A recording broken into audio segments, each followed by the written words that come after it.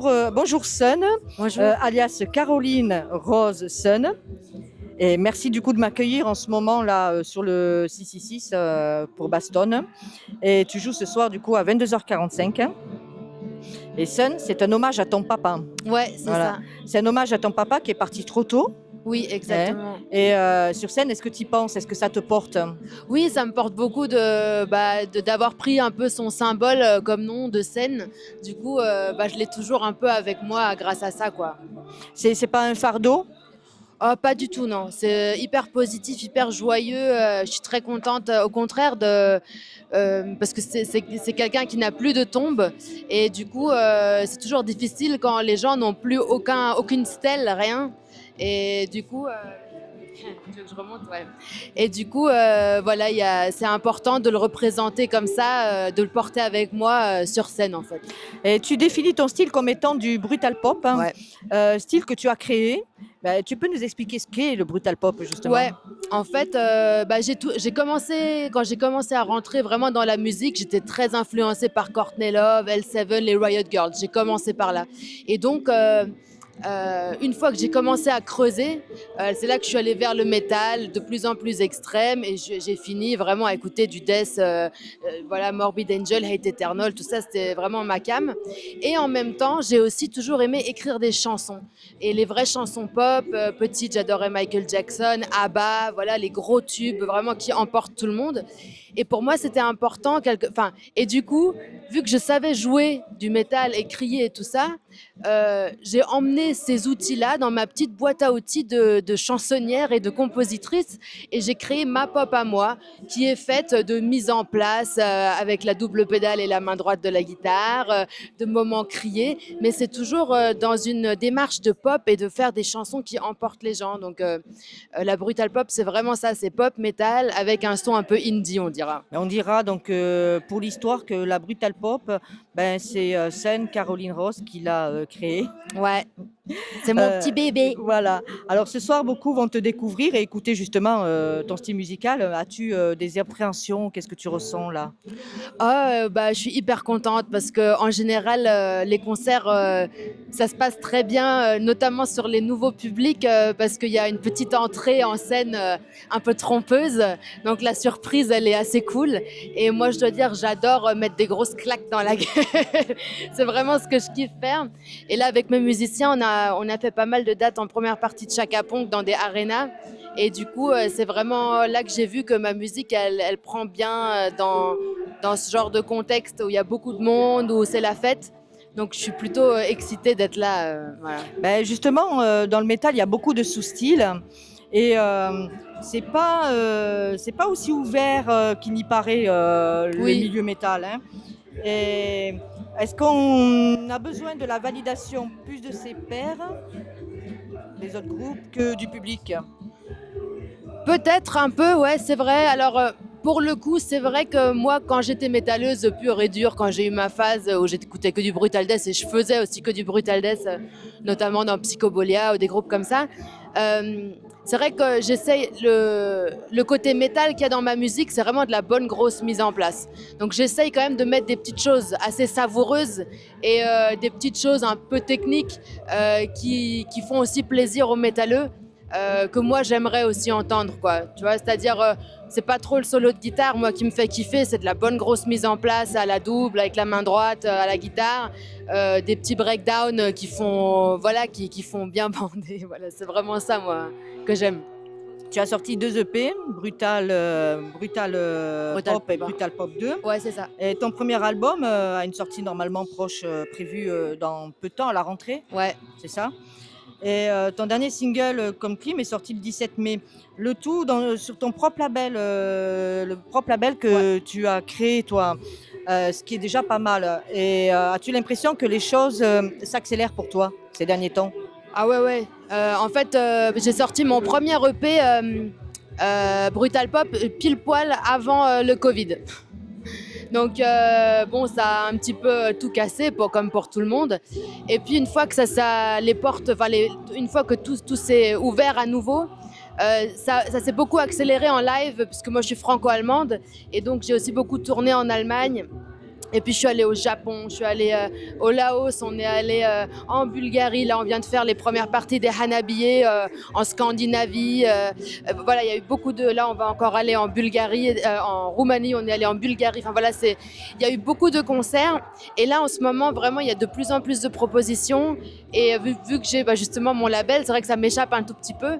Donc, je dois agrandir aussi, agrandir mes équipes et tout ça. Donc, c'est génial, quoi. Et tu as eu plus de visibilité aussi avec la première partie de Chaka Ponk qui t'ont découvert suite à une cover que tu as fait sur Insta. Ouais, c'est ça. Bah, franchement, oui, Sama, en fait, elle a vu mes posts et tout. Elle a partagé et un jour, ils nous ont appelés pour proposer ça très simplement. Et d'ailleurs, ça fait plaisir de voir que c'est eux-mêmes vraiment qui choisissent parce que leur label et leur tourneur n'a aucun intérêt à m'avoir là-dessus. Donc, c'était vraiment ça. Et en effet, j'ai gagné. Enfin, c'était des milliers de followers en plus chaque soir et tout. Donc, c'était un gros coup de boost. Et voilà, je pense que ça a beaucoup contribué, ça. Mais aussi, là, partir en tournée avec les japonaises de Hanabiye, bah, c'est peut-être moins, c'est pas des arénas, mais en revanche, c'est vraiment le bon public parce que c'est des gens qui adorent le mélange pop-metal. Et donc, ouais, ça aussi, c'était vraiment cool. Et là, au tout début, tu as collaboré avec Dan Levy. Ouais. Et ça a l'air d'être une collaboration assez compliquée, assez douloureuse. Tu te sens libre depuis Ouais, depuis que je bosse plus avec. En fait, oui, donc j'ai bossé avec Dan Levy parce que moi, je me suis un peu faite moi-même, j'ai personne dedans, donc j'ai vraiment dû me faire. Et la meilleure façon de se faire soi-même, c'est toujours de se coller à un père, comme tu disais. Dan Levy, c'est quand même un grand producteur de pop, donc j'ai travaillé avec lui. J'ai signé avec Because Music et puis c'était compliqué, voilà, avec Because. Du coup, depuis que ces contrats-là sont finis et que j'ai mon label, je me sens beaucoup mieux, en effet. Ça se sentait. La technique vocale est pour toi tout aussi importante que les mots que tu poses sur tes textes, la précision des mots que tu poses justement sur tes textes. Et d'ailleurs, tu donnes des masterclass par rapport à ta voix, des masterclass lyriques. Oui. Certaines, voilà. Est-ce que du coup, d'être aussi pointu, ça te ralentit ton processus de création? En tout cas, ça me fait grandir quand je fais une masterclass parce que je vois d'autres chanteurs et je dois reconfirmer ma technique et je dois réfléchir à tout ce que je sais parce que finalement, voilà, transmettre, ça, c'est aussi reconfirmer ou pas ce qu'on sait. Et donc, ouais, en tout cas, je travaille tout le temps sur la voix et je retourne aussi voir ma propre prof quand il faut. C'est vraiment le travail technique, c'est un travail de toute une vie. On s'arrête jamais, quoi. Mais quand tu es du genre, quand tu crées tes albums, à être très minutieuse ou avoir une idée à la seconde? Non, je suis très. Les chansons, parfois, elles ont mariné pendant 15 ans. Et quand c'est leur moment, c'est leur moment. Quand elles sortent du four, elles sortent du four. Du coup, c'est plus aisé pour toi de chanter dans la langue de Shakespeare qu'en français, de faire passer tes émotions en anglais plutôt qu'en français? Oui, bah déjà parce que je suis franco-allemande, donc j'ai grandi en Allemagne jusqu'à mes 15 ans. Donc même si je parlais un peu français déjà petite, c'était quand même pas... voilà, moi ce que j'écoutais, c'était tout en anglais. Puis quand je suis arrivée en France pour vivre, j'ai fait des comédies musicales, des choses comme ça, j'ai fait The Voice. Et du coup, ça m'a fait chanter en français, donc j'ai apprécié. Mais c'est quand même techniquement, la technique vocale, les placements vocaux, c'est pas ce qu'il faut exactement pour la pop, pour le rock et pour le métal. Mais voilà, j'ai une petite reprise d'Edith Piaf d'ailleurs dans mon show, vous verrez ce soir. Donc j'essaye d'en mettre un petit peu parce que c'est important de faire des petits clins d'œil quand même. Et justement, ton état civil, c'est Caroline Rossen, franco-allemande. Et quelle touche d'Allemagne tu mets dans ta musique, dans tes chansons? Je pense pas beaucoup pour être sincère parce que justement la culture métal allemande, elle est surprenamment cloisonnée. C'est-à-dire il y a beaucoup de métal en Allemagne, c'est un système qui marche bien, bien huilé avec les festivals, les infrastructures, le look. Mais quand on regarde les groupes de métal qui sortent de France, sont souvent hyper originaux et pas dans les clous justement. Donc moi je me suis plutôt identifiée à la scène française à l'époque de Scarve, Pitbull's in the Nursery, voilà, les débuts de Gojira, c'était une scène qui me parlait beaucoup. Et en Allemagne, c'est quand même beaucoup heavy et c'est un peu moins ma scène, on va dire. Après, il y a Rammstein quand même. Il y a Rammstein, bien sûr. Voilà, mais il y a Rammstein, quoi, c'est tout. Voilà. Enfin, Mais il y a Rammstein. mais il n'y a pas genre Alceste, Gojira, c'est ou sûr. même dans le hardcore, tu regardes des groupes comme Pogo ou les Istrata. En tout cas, en France, il y a toujours ou même les Psychotiques, ou Grandma's Ashes, ou il y a des choses qui se détachent et qui sont originales. Tu parles souvent de Violette, Courtney Love, Ouais. comme inspiration, surtout de par son attitude sur scène. Mais l'attitude, ça peut parfois cacher des défaillances, combler des défaillances aussi. Ah, c'est clair. On sait que Courtney Love, ça n'a pas toujours celle qui chantait le mieux. Ah, c'est clair. Voilà. Et tu penses que pour toi, l'attitude, c'est une plus-value ou c'est un truc pour masquer? Ou c'est un truc pour masquer, je pense. Ouais. Ouais, moi, je dois dire que je suis pas trop fan de ce truc de groupe d'énergie ou de posture, personnellement. J'ai toujours adoré des mecs comme Devin Townsend, par exemple, où, bon, clairement, on va voir Devin Townsend en concert. Il est habillé un peu, bon, il a fait un effort, mais bon, c'est pas tout à fait ça, mais on le pardonne parce que c'est tellement beau et tellement puissant ce qu'il fait. Que le reste, le style, ça passe un peu en arrière-plan, quoi. Donc moi, j'ai toujours essayé quand même de proposer quelque chose qui est cool stylistiquement et où il y a un peu d'attitude, mais c'est vraiment pas ça l'important pour moi. Si je m'entends mal ou si je dois pas bouger pour être bien et pour être sûr que ça sort bien, c'est ça que je vais privilégier perso et c'est ce que j'aime entendre aussi. Donc Courtney Love, c'est plus le symbole, toute la meuf qui m'a emmenée. C'est quoi. des glingos, ouais. Ouais. Caroline, c'est pour le cinéma, car tu es aussi comédienne. Et d'ailleurs, tu as une formation cinématographique, il me semble. Ouais. Et c'est compliqué en France de naviguer entre la musique, le cinéma, Pas pour moi, de se parce faire que accepter sur les deux.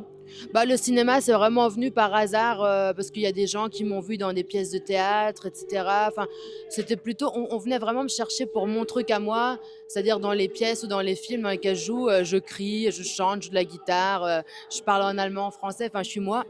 Du coup, j'ai un peu mon créneau. Je vais pas faire des rôles de composition, de la petite copine et tout ça. Et mon agent, d'ailleurs, il sait très bien que voilà, jamais je ferai ça. Donc, du coup, la comédie, c'est plutôt quand il y a quelque chose qui est pile poil pour moi, je vais le faire. Mais c'est vraiment la musique, mon truc principal. Et ça t'apporte un truc en plus pour tes clips, le cinéma? Parce que c'est une Ouais, plus-value. en tout cas, ça m'apporte une vision, une vision. Tu vois, quand je bosse avec un réalisateur, ça m'inspire énormément. Je me dis, ah ok, lui, il fait ça comme ça, ben, peut-être ça pourrait servir. C'est toujours intéressant.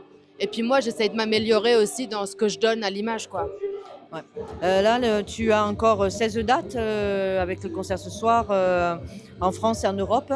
D'ailleurs, tu as pas mal tourné aussi en Europe d'ici la fin de l'année. Et donc l'agenda 2025 s'annonce comment là?